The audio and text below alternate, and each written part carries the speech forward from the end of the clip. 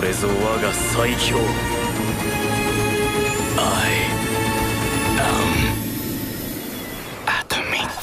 Anjir, siapa sih yang nggak tahu sama scene dari anime ini bagi kalian semua yang suka sama anime-anime di musim ini? Gila guys, scene ini tuh keren banget. Cocok banget kalau misalkan scene yang tadi itu pakai earphone, headphone, ataupun yang lainnya lah. Sebenarnya ini anime apaan sih? Kenapa lagi rame diperbincangkan? Nah, kalian udah pas banget nih melihat video ini karena di sini aku akan mencoba untuk mengulas anime ini. Oke, tanpa basa-basa lagi, kita langsung masuk aja ke pembahasannya.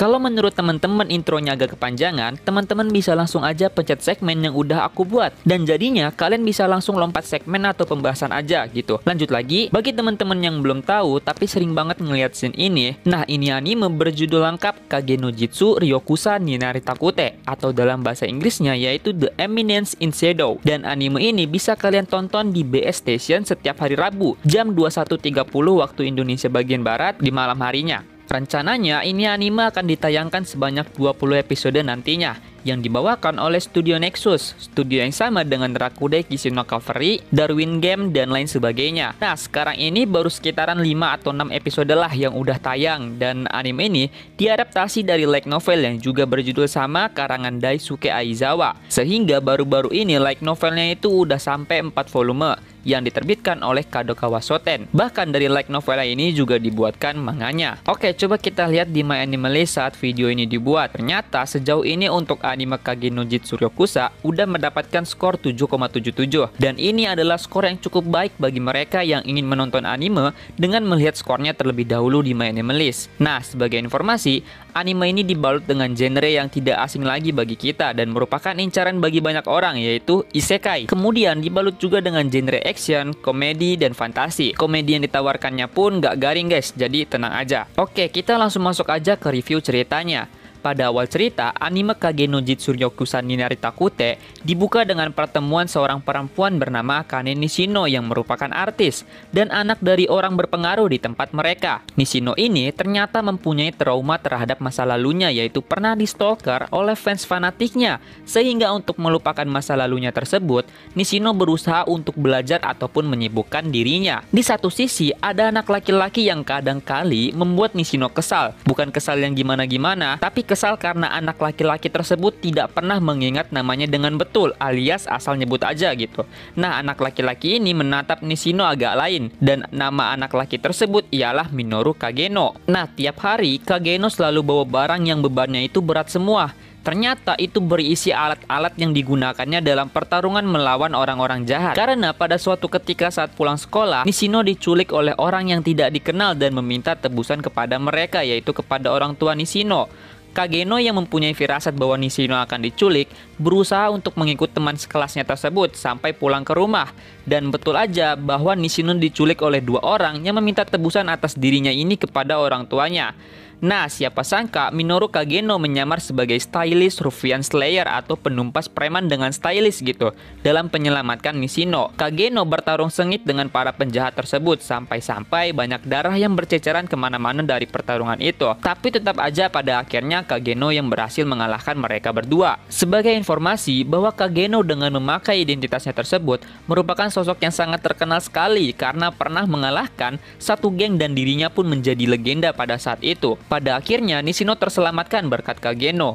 Namun di sisi lain, Kageno merasa bahwa dirinya masih belum kuat walaupun dirinya sudah menguasai hampir semua bela diri yang ada. Dan dirinya berpikir bahwa hanya satu kekurangannya, ialah dirinya belum memiliki kekuatan sihir. Dirinya tidak sadar bahwa pahlawan favoritnya tersebut tidak nyata. Terlebih sihir yang dipelajarinya pun juga tidak nyata. Nah, akibat latihan untuk menguasai sihir yang membuat dirinya depresi tersebut, Kageno mencoba untuk berlari keluar hutan dan tiba-tiba ternyata ada truk yang menghampirinya dan seketika dirinya pun langsung tewas. Ternyata dirinya malahan justru bereinkarnasi ke dunia fantasi. Minoru Kageno bereinkarnasi dengan nama Chit Kageno yang justru bangkit bersama dengan kekuatan sihir yang dia inginkan dahulu semasa di dunia realnya. Chit Kageno hidup di dunia yang baru ini sebagai NPC dan selalu berusaha untuk tidak menjadi MC di kehidupan barunya ini. Akan tetapi di sisi lain, Cheat memiliki identitas lain sebagai penumpas kejahatan dengan nama Shadow. Nah, di kehidupan barunya ini, Cheat memiliki kakak yang bernama Claire Kageno yang menurut banyak orang, Claire ini lebih unggul daripada Cheat. Padahal sebetulnya tidak. Claire pun juga tahu akan hal tersebut. Ketika menumpas para perampok, Cheat menemukan sebuah daging dengan penyakit misterius. Namun ketika dirinya mencoba untuk bereksperimen, ternyata daging tersebut berubah menjadi seorang elf yang diberi nama oleh Cheat, yaitu Alpha. Singkat cerita, dengan mengarang segala hal, Cheat mengarang soal semuanya, dan dengan itu, ia berdua membentuk organisasi yang bernama Shadow Garden yang bertujuan untuk menumpas kultus Diabolos. Anehnya, Alpha ini percaya-percaya aja terhadap apa yang diucapkan oleh Cheat ini. Nah, dari mereka berdua tersebut, berkembanglah organisasi Shadow Garden ini dengan merekrut orang-orang ataupun anggotanya. Sebut aja Shadow Seven. Di sini ada Alpha, orang pertama kepercayaan Cheat, kemudian ada Beta, orang kepercayaan kedua Cheat, lalu ada Gamma, Delta, Epsilon, Zeta, dan Eta. Bersama Cheat, mereka bertuju berusaha untuk menumpas kultus Diabolos. Nah, muncullah misi pertama mereka sebagai organisasi Shadow Garden, yaitu ketika kakak Cheat, yaitu Claire, diculik oleh musuh. Kocaknya, musuh ininya tuh dituduh sebagai orang-orangannya kultus Diabolos. Ya udah tuh, mereka berangkat ke sana. Shadow Seven berusaha untuk menumpas para antek-antek di sana. Sedangkan Cheat kemana? Cheat tersesat, ya ampun. Nah, tapi kocaknya, awalnya Cheat nganggap semua yang dilakukan oleh Shadow Seven itu adalah main-mainan. Ternyata itu beneran, mereka nggak main-mainan alias serius. Anehnya di sini, semua yang Cheat lakukan malah jadi kenyataan. Itu kocaknya. Teman-teman bisa lihat dari kultus Diabolos yang sebetulnya memang beneran nggak ada, itu menjadi ada gitu. Cheat pun terheran-heran, padahal kan itu cuma karangan dia aja gitu. Tapi kok malah beneran ada. Cheat sungguh terheran-heran akan hal tersebut. Nah, singkat cerita, demi untuk membentangkan organisasi Shadow Garden ini dalam menumpas kultus Diabolos, pada akhirnya Shadow Seven berpisah dengan Cheat. Kemudian tibalah Cheat untuk belajar di Akademi Midgard. Di sana Cheat bertemu dengan teman yang Cheat anggap sebagai NPC juga. Jadi Cheat tuh pengen jadi NPC juga, makanya dia juga harus bergaul dengan sesama NPC gitu. Nah, mereka memainkan permainan yang dimana nilai terjelek ada hukumannya, dan ternyata Cheat kalah dan dirinya disuruh untuk menembak seorang perempuan yang terkenal di sekolahnya, yaitu Alexia. Dirinya yang ingin selalu menjadi NPC berusaha nembak Alexia dengan gaya NPC juga, dan gaya itu justru udah dipersiapkan dirinya dengan matang-matang. Kocak bedah. Anehnya, di luar harapan dia, ternyata malah beneran diterima dong sama Alexia, dan kocaknya dia malah masuk ke rute protagonis dong. Nyata Alexia memanfaatkan Cheat untuk membuat kesal tunangannya itu agar memberhentikan rencana pernikahannya, yaitu dengan Zenon yang merupakan instruktur pedang di istana Midgard, sekaligus menjadi guru di Akademi Midgard gitu. Cheat melakukan segala upaya agar Alexia bisa putus dengan dirinya. Sebetulnya Cheat nggak bego-bego amat tahu, justru cerdas banget. Kocaknya Cheat ini selalu gampang disogok, apalagi perihal uang. Namun pada suatu ketika Alexia kesal dengan Cheat karena dirinya dipuji oleh Cheat perihal Cheat yang menyukai gaya berpedang yang dimiliki oleh Alexia. Bahkan Alexia tidak suka dengan gaya berpedangnya tersebut. Tapi anehnya, Cheat justru menyukai gaya berpedang yang dimiliki oleh Alexia. Nah, ternyata sepulang sekolah dari kereta itu, Alexia dilaporkan telah hilang dan diculik oleh seseorang, dan Cheat lah sebagai orang yang tertuduh, walaupun padahal sebenarnya tuduhan tersebut tidak terbukti. Kocaknya, Cheat kan disiksa ya sama prajurit kerajaan tersebut. Nah, Cheat ini malah pura-pura pas ditonjok, digebukin lah atau diapain lah sama prajurit tersebut. Cheat ini seolah-olah menunjukkan kesakitannya, padahal mah nggak sakit, dia hanya pengen terlihat sebagai NPC doang tahu. Kocak banget guys di situ.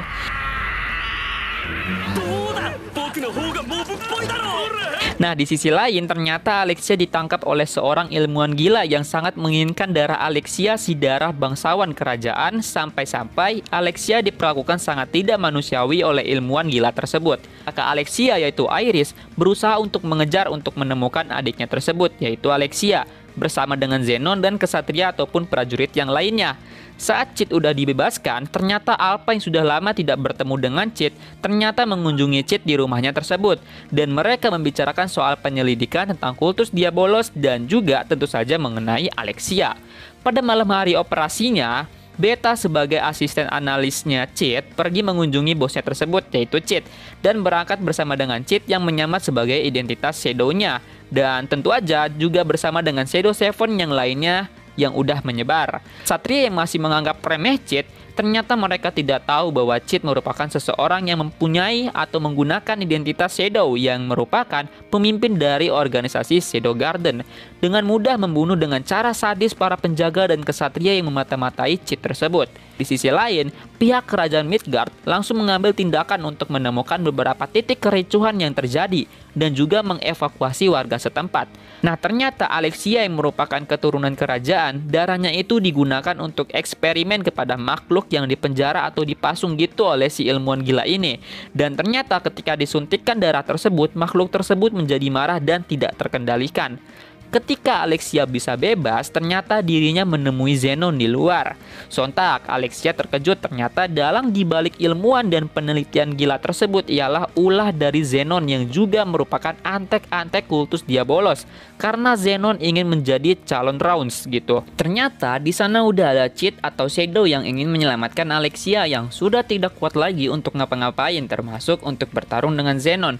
Ya, tapi di sini Alexia nggak tahu kalau sosok di balik identitas Shadow itu adalah si Cid ini. Zenon full power sangat easy peasy bagi Cid untuk dikalahkan.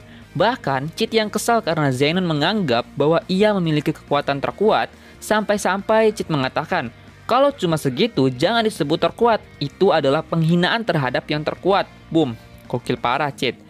Nah, dari pertengkaran ini berujunglah kepada scene yang sangat dikenal akhir-akhir ini, yaitu I Am Atomic. Jurus ini adalah inspirasi Cid dari dirinya yang tidak bisa melawan bom nuklir, maka dirinya lah yang harus menjadi bom nuklir tersebut. Keren parah babang tampan Cid Kageno yang satu ini. Di sisi lain, Iris kayak orang kocak melawan monster tersebut yang terus-terusan mengalami regenerasi, dan otomatis Iris mengalami kesulitan melawan monster tersebut. Entah dari mana Alpha muncul di hadapan Iris, dan Alpha memberitahu dan paham kepada Iris cara mengalahkan monster tersebut tanpa harus menyakiti. Di sanalah Alpha memberitahu nama dan juga organisasi dirinya yang berasal dari Shadow Garden. Dengan easy peasy-nya pula, otomatis monster tersebut langsung lenyap. Oh ya, dengan kalahnya Zenon, makin-makin dah cerita yang dikarang oleh Cid ini ternyata menjadi sebuah kenyataan. Dan dari pertarungannya tersebut, yaitu dengan Zenon, sedikit mengantarkan dirinya kepada kebenaran mengenai kultus Diabolos. Nah, sebelumnya Cid melawan Zenon ini dengan menggunakan teknik pedang biasa. Namun, cara berpedang yang digunakan sangat luar biasa sekali menurut Alexia. Teknik berpedang yang biasa inilah yang digunakan Cid ini sampai membuat Alexia menyukai kembali teknik berpedangnya yang biasa tersebut berkat si Cid. Selepas di sekolahnya, ternyata Alexia berterima kasih kepada Cid karena telah memuji teknik berpedangnya tersebut yang biasa ini ya, dan meminta Cid untuk menjadi pacar benerannya Alexia. Akan tetapi dengan entengnya Cid menolak ajakan tersebut, sampai-sampai Alexia yang kesal langsung melayangkan pedangnya tersebut ke hadapan Cid, sampai darahnya Cid ini melebar kemana-mana. Untung yang diserang itu kan si Cid ya, mana mungkin mati. Coba kalau orang biasa yang kena tebasannya Alexia, udah pasti mati tuh guys. Asli sih di sini kocak banget ya. Nah, setelah pembantaian dilakukan Alexia terhadap Cid, Cid yang berlumuran darah bertabrakan dengan seorang perempuan yang membawa buku yang bernama Sherry Bennett. Tapi kocaknya Sherry bukannya takut, malah terpesona gitu. Nah, di lain sisi, Shadow Seven melakukan rapat dengan membahas mengenai penyelidikan serta permasalahan yang dihadapi oleh Shadow Garden ke depannya, termasuk seseorang yang mengaku dan memakai identitas Shadow Garden demi kepentingan dirinya sendiri.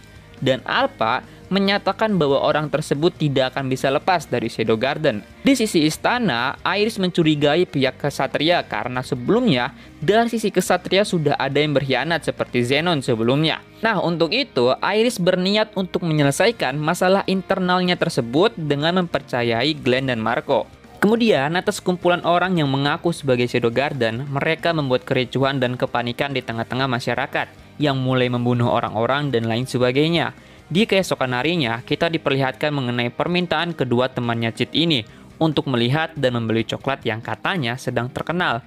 Ternyata Cid juga penasaran bagaimana coklat yang ada di dunia barunya ini dan menuruti permintaan temannya tersebut. Di sisi lain, terdapat peninggalan sebuah artefak setelah pertarungan Shadow atau Cid dengan Zenon, dan Iris meminta Sherry Barnett yang jenius untuk meneliti artefak tersebut agar dapat menemukan petunjuk perihal kultus Diabolos maupun Shadow Garden, sehingga Sherry akan dijaga oleh Ksatria Merah Tua, Ksatria baru bentukan Iris yang terpercaya. Nah, saat Cheat, Hyoro, dan Jaga sedang mengantre untuk membeli coklat tersebut, mereka bertiga didatangi oleh petugas angket dan meminta Cheat untuk mengikutinya agar bisa mengisi angket tersebut. Akan tetapi itu merupakan pancingan aja, karena ternyata petugas angket yang bernama New itu merupakan bawahan dari Gamma, salah seorang Shadow Seven bawahan Cheat. Dan juga ternyata toko tersebut adalah milik Gamma itu sendiri karena berkat pengetahuan yang didapatkannya dulu dari Cheat perihal coklat. Saat pertemuannya dengan Cheat, kita diperlihatkan juga mengenai salah satu kelemahan dari Gamma, yaitu adalah perihal kemampuan fisiknya yang lemah, selain kepintarannya yang merupakan keunggulannya. Fun fact-nya ialah, dari toko tersebut, Gamma telah berhasil mengumpulkan 1 miliar dari pendapatan tokonya tersebut. Tapi kocaknya ialah si Cheat ini malah nyipet 1 zeni milik Gamma, anjir. Kenapa lu nggak minta aja si Cheat, kan Gamma bawahan lu juga gitu. Dalam pertemuannya tersebut, Gamma juga membicarakan perihal sekumpulan orang yang mengaku sebagai Shadow Garden. Dan juga Gamma menyerahkan Neo untuk membantu Cheat-nya nantinya. Tapi sebetulnya Cheat kan gak butuh-butuh amat sih, buat apa anjir dibantu, tapi ya udahlah kata Cheat. Bonusnya, Cheat dapat diskon 100% untuk coklat yang dicarinya, alias dapat secara gratis guys dari Gamma. Dan coklat yang udah didapatkan Cheat itu nantinya akan dibagikan kepada kedua temannya tersebut. Cheat sempat berpikir bahwa orang yang mengaku sebagai Shadow Garden itu ialah Alexia. Tapi salah banget ketika Cheat melihat ternyata justru Alexia yang diserang oleh sekumpulan orang yang mengaku sebagai Shadow Garden, alias betul-betul orang asing yang mengaku sebagai Shadow Garden. Nah, saat sudah terpojok oleh Cheat, ternyata di sana juga ada Neo dan meminta bahwa orang tersebut diserahkan kepada dirinya aja untuk diinterogasi. Di saat yang bersamaan, bahwa ternyata Neo ini termasuk orang yang kejam, dan hal itu bisa dilihat dari pengakuannya yang mengatakan bahwa dirinya tidak akan selembut Shadow sama. Lah, emang Shadow orangnya lembut? Kan kagak, sama-sama kejam. Jadi patut dinantikan ya, bahwa Neo akan sekejam apa dalam menginterogasi nantinya. Di lain sisi, ketika orang-orang yang sudah mengaku sebagai Shadow Garden terbunuh dan tertangkap, kita diperlihatkan langsung mengenai siapakah dalang dari Shadow Garden yang palsu ini. Dan mereka menyebut-nyebut pimpinan tersebut dengan kata kesatria. Wow, ternyata masih ada kesatria yang masih berkhianat gitu. Di keesokan harinya, kedua temannya tersebut pun memberikan coklatnya kepada perempuan yang disukainya. Tetapi justru nasib berkata lain. Hyoro kena ciduk tunangan perempuan yang disukainya, sedangkan Jaga malah dianggap sebagai penguntit. Nah, sedangkan Cheat dikasih ke siapa? Secara random, Cheat memberikan coklat tersebut kepada Sherry Barnett karena kebetulan dia memang ada di samping Cheat waktu di perpustakaan. Ketika Sherry sedang lanjut meneliti artefak tersebut dan dijaga oleh si kesatria merah tua, Sherry didatangi oleh ayahnya tersebut dan ayahnya yang melihat Sherry diberikan coklat oleh laki-laki menganggap bahwa orang yang memberikan coklat kepada Sherry adalah orang yang menyukai Sherry. Oh ya, sebelum video ini berakhir, aku mau menunjukkan sesuatu yang janggal. Kalian masih ingat kan tentang kesatria baru bentukan Iris, yaitu kesatria merah tua? Nah, ini kesatria identik dengan bajunya yang merah tua, dan hal itu bisa kalian lihat dari sosok kesatria yang menjaga di luar saat Sherry sedang meneliti mengenai artefak tersebut di dalam ruangan. Abis itu kalian coba lihat mengenai penampakan dalang dari sekumpulan orang-orang yang mengaku Shadow Garden. Lalu, apa yang sama? Yap, baju kesatrianya sama-sama merah tua. Hal itu berarti masih terdapat pengkhianat di tubuh istana Midgard. Jah, Iris kegocek lagi sama kesatria bawahannya. Kasian banget dah. Nah guys, itu dia ulasan dari alur cerita Anime Kage no Jitsuryokusan ni Narita Kute yang sudah aku buatkan rangkuman ceritanya dari episode 1 hingga 6 dan sudah aku buatkan segmennya juga. Kemudian jika kalian menyukai video ini silahkan tekan jempol yang ke atas, jika kalian tidak suka silahkan tekan jempol yang ke bawah. Kalau kalian ada saran setelah ini akan membahas apa, silahkan berkomentar aja. Terima kasih yang udah menonton dan tetap jaga kesehatan ya.